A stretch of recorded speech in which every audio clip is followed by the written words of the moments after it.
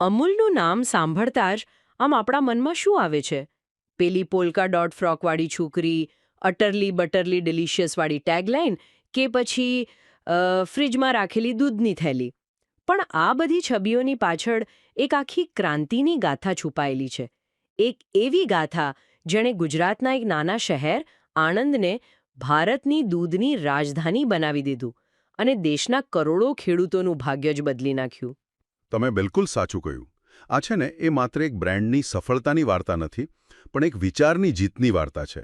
અને આ વિચારને વાસ્તવિકતામાં બદલનારા બે મુખ્ય પાત્રો હતા. એક હતા ત્રિભુવનદાસ પટેલ, એક ગાંધીવાદી નેતા જેમણે ખેડૂતોનો વિશ્વાસ જીતીને સહકારનો પાયો નાખ્યો. અને બીજા હતા ડૉક્ટર વર્ગીસ કુરિયન, એકદમ તેજસ્વી ટેકનોક્રેટ જેમણે એ પાયા પર એક અત્યાધુનિક ઇમારત ઊભી કરી દીધી. તો ચાલો આજે આપણે આખી વાતને જરા ઊંડાણપૂર્વક સમજીએ. આપણે માત્ર પ્રસંગો નહીં, પણ એની પાછળની ફિલોસોફી અને એ સિસ્ટમને સમજવાનો પ્રયત્ન કરીશું જેણે અમૂલને અમૂલ બનાવ્યું.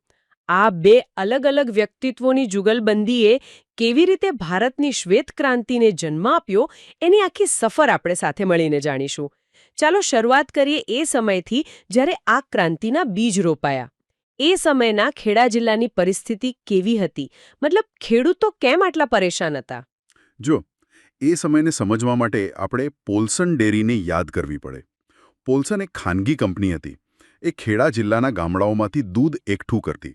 સમસ્યા એ હતી કે તેમનો એકાધિકાર હતો, મોનોપોલી. ઓહ, તેઓ ખેડૂતો પાસેથી મન ફાવે તેવા એકદમ ઓછા ભાવે દૂધ ખરીદતા અને એ જ દૂધ મુંબઈના બજારમાં ખૂબ ઊંચા ભાવે વેચતા. ખાસ કરીને શિયાળામાં જ્યારે દૂધનું ઉત્પાદન વધે તો ભાવ સાવ તોડી નાખતા. ખેડૂતોનું ખુલ્લેઆમ શોષણ થતું હતું, પણ એમની પાસે કોઈ વિકલ્પ જ નહોતો. એટલે કે મહેનત બધી ખેડૂતોની અને મલાઈ પોલ્સન જેવી કંપનીઓ ખાઈ જતી. આ પરિસ્થિતિમાં ત્રિભુવનદાસ પટેલની ભૂમિકા કેવી રીતે શરૂ થઈ?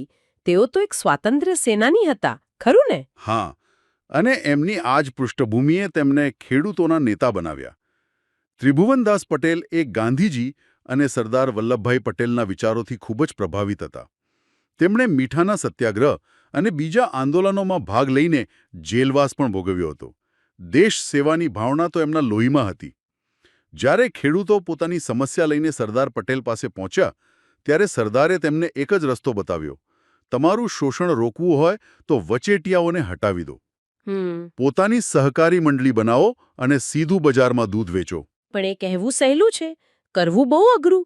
આટલા બધા ખેડૂતોને ભેગા કરીને એક સહકારી મંડળી બનાવવાનું નેતૃત્વ કોણ લે? બસ એ જ જવાબદારી સરદાર પટેલે ત્રિભુવનદાસને સોંપી.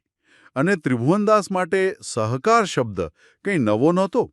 ખબર છે, બાળપણમાં તેમણે મિત્રો સાથે મળીને એક જ્ઞાનવર્ધક મંડળી બનાવી હતી, જ્યાં તેમણે સહકાર વિષય પર એક નિબંધ પણ વાંચ્યો હતો.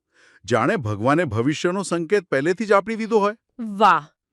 તેમણે ગામડે ગામડે ફરીને ખેડૂતોને ભેગા કર્યા અને 1946માં ખેડા જિલ્લા દૂધ ઉત્પાદક સહકારી સમંડળી લિમિટેડની સ્થાપના કરી. 1946માં? હા, શરૂઆતમાં તો માત્ર 2 ગામના ખેડૂતો હતા અને રોજનું 247 લીટર દૂધ. આ હતો અમૂલનો પાયો. હા, ખરેખર અદ્ભુત છે. એક વ્યક્તિની નિષ્ઠા અને સેવા ભાવનાનું આનાથી મોટું ઉદાહરણ બીજું શું હોઈ શકે? એમની સેવા ભાવનાનો સાચો પરિચય તો તેમને નિવૃત્તિ વખતે મળ્યો. 1971માં જ્યારે તેઓ અધ્યક્ષ પદેથી નિવૃત્ત થયા, ત્યારે મંડળીના લાખો સભ્યોએ કૃતજ્ઞતા વ્યક્ત કરવા માટે શું કર્યું ખબર છે? શું? દરેક સભ્યોએ એક રૂપિયો ભેગો કર્યો. કુલ 6,80,000 રૂપિયાની થેલી તેમને ભેટમાં આપવામાં આવી. એ જમાનામાં આ બહુ જ મોટી રકમ હતી. વાહ! આ તો સાચી ગુરુદક્ષિણા જેવું થયું. બરાબર. પણ ત્રિભુવનદાસે એ રકમમાંથી 1 રૂપિયો પણ પોતાના માટે ન વાપર્યો. તેમણે એ આખી રકમ પાછી ખેડૂતોના કલ્યાણ માટે અર્પણ કરી દીધી અને ત્રિભુવનદાસ ફાઉન્ડેશનની સ્થાપના કરી. આજે પણ આ સંસ્થા હજારો ગામડાઓમાં માતાઓ અને બાળકોના સ્વાસ્થ્ય માટે કામ કરે છે. સાચી વાત છે. આ બતાવે છે કે તેઓ સાચા અર્થમાં કર્મયોગી હતા. એટલે ત્રિભુવનદાસે ખેડૂતોનો વિશ્વાસ જીતીને પાયો તો મજબૂત નાખી દીધો, પણ આટલા મોટા વિચારને વાસ્તવિકતામાં બદલવા, તેને એક પ્રોફેશનલ અને આધુનિક સ્વરૂપ આપવા માટે એક અલગ જ પ્રકારની કુશળતાની જરૂર હતી. અને ત્યાં જ વાર્તામાં ડૉક્ટર વર્ગીસ કુરિયનનો પ્રવેશ થાય છે. બિલકુલ. ડોક્ટર કુરિયનની વાર્તા પણ ઓછી રસપ્રદ નથી. તેઓ કેરળમાં હતા. અમેરિકામાં ભણેલા? હા, ધાતુશાસ્ત્ર અને ન્યુક્લિયર ફિઝિક્સમાં માસ્ટર ડિગ્રી હતી એમની પાસે. બરાબર. એક યુવાન એન્જિનિયર. તેમને દૂધ કે ડેરીમાં સહેજ પણ રસ નહોતો. પણ સરકારી શિષ્યવૃત્તિના બોન્ડ હેઠળ તેમને ફરજિયાતપણે આણંદની એક જૂની ખખડધજ સરકારી ડેરીમાં નોકરી કરવા મોકલવામાં આવ્યા.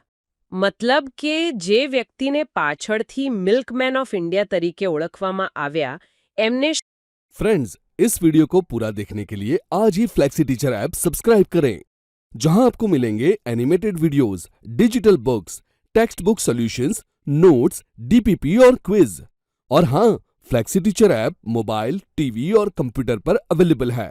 और अगर आपके पास इंटरनेट नहीं है तो तुरंत ऑफलाइन सेट टॉप बॉक्स के लिए संपर्क करें। Flexi teacher, the one you needed.